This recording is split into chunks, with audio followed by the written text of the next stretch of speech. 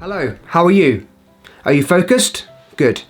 Today we're going to be talking about the differences between the older batch Parfums de Marly, 78% volume, versus this one, which is the new 82% volume. If you've heard on previous or different review sites, Parfums de Marly have recently reformulated their fragrances, and specifically today we're going to be talking about Layton, and are going to find out if there are any differences between the 78% volume and the 82%. So sit back and enjoy the video. For me, there are a few fragrances that the first time you try them, you always remember where you were and what you were doing when you tried them, because they really stuck in your memory and you enjoyed them that much. Now, Layton was one of those ones for me. I remember I tried this it was, I think, spring 2020. I went over to Poland to visit my girlfriend's family, and we went to a Latino shop there. We always go to this big shopping centre, and me being a frag head, I go to all the fragrance stores, and I went to Latino, and I'd only been into fragrances for a short time. I think I'd been just collecting designer fragrances, and I'd heard about Parfums de Marly, but I'd never tried any, and there was a Parfums de Marly's Layton on the side, so I quickly tried it, and I was really impressed with how it smells. I remember spreading it on my arm, and it was summer, so I was wearing shorts and a t-shirt. We went outside, went to this outdoor bar, and I kept smelling my arm, and it was just absolutely beautiful. It was radiating off me, actually, in the kind of heavy sort of spring heat.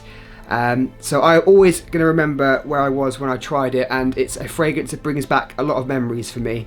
So when I heard that Parfums de Marly had potentially reformulated it, I was quick to get a new bottle, and now we're going to go through the differences. Now, if you look at the boxes, this is the original one, or the older formulation.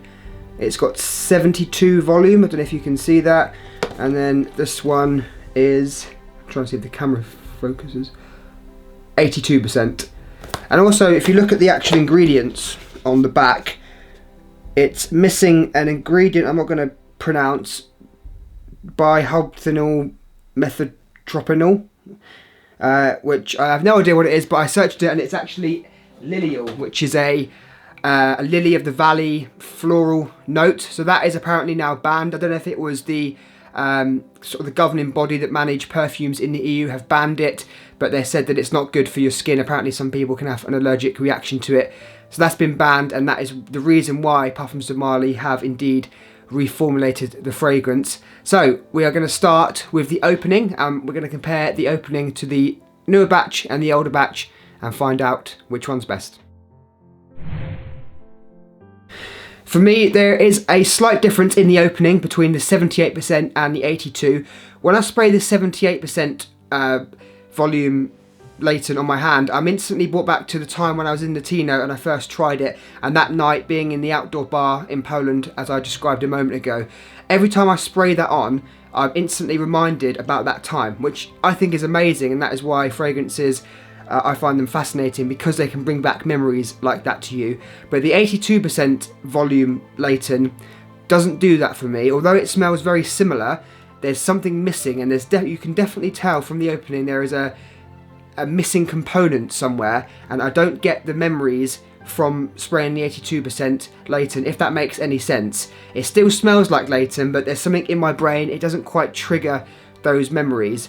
And I find the older batch, 78% batch, is more spicy, the vanilla is more prominent, and it's more got a menthol note in it, which Layton's famous for.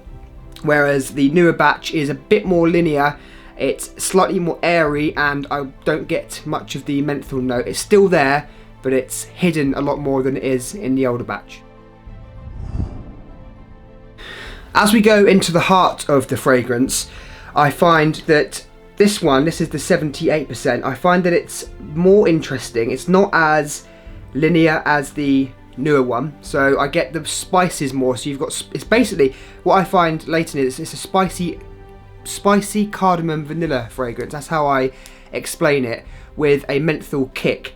But the newer one, the 82%, doesn't have the spiciness as much as this one does. I would actually say that the black pepper in the base is more amped up, so you get more of that kind of, it's almost like a fresher smell. So if you think of Dior Sauvage, for example, that's got a big black pepper note in it, and that's kind of really expansive, and that's one of the main notes that you can smell. So it kind of gives you that interpretation that it's more fresh, because it could remind you of notes that are, you know, in Sauvage as well. Not that it smells like Sauvage, but you've got that freshness in there because of the black pepper.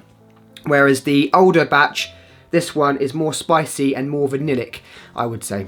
I think it's important to say at this point that I was really searching for these differences. I'd sprayed one spray on a tester strip of each one, and I'd sprayed a couple of sprays on each hand, and I was really searching for these differences so I can make this video for you. I think if you perhaps had the older batch recently and you'd run out, hadn't used it for a while, and bought the newer batch, you wouldn't necessarily notice the difference that much, and anyone around you will not notice any differences as far as I'm concerned. It's just because I was really searching for these differences. I find reformulation talk in the fragrance community is a bit of a kind of strange subject, because some people get really frustrated about the reformulations, and I've seen people pay a ridiculous amount of money for older batches of products, and sometimes you could say it's justified, because sometimes the fragrances do change a lot.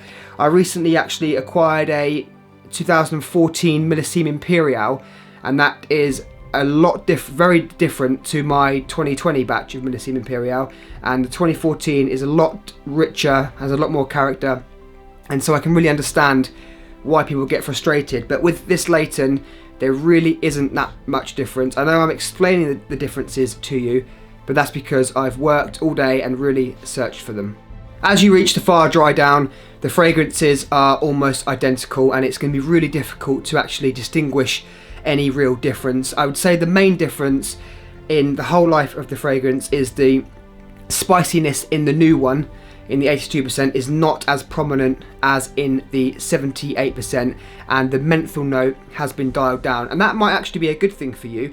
I've read reviews where people don't like the menthol note, so perhaps that's why Parfums de Marly have done it. But in the far dry down, after a couple of hours, there really isn't that much difference. So I don't really think it's necessary to go looking on eBay, looking for an older batch and spending lots of money, because in my opinion, it's not worth it, and no one's going to notice a difference.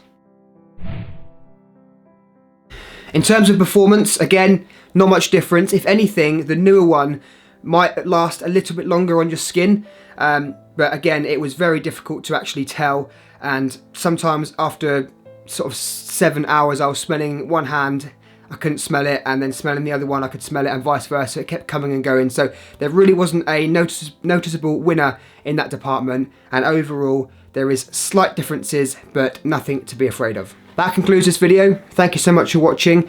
If you've had a different experience with the old Layton versus the new one, please let me know down in the comments. I understand it can be frustrating when fragrance companies change the formulations of our favourite fragrances. In this occasion, I'm not too disappointed. Layton is one of my favourite fragrances. It's been in my collection for a while, and it will be in my collection for the years to come, and I'm not too disappointed by the new formulation. So guys, be kind, stay positive, and remember, don't be a dreamer, be a visionary. See you soon.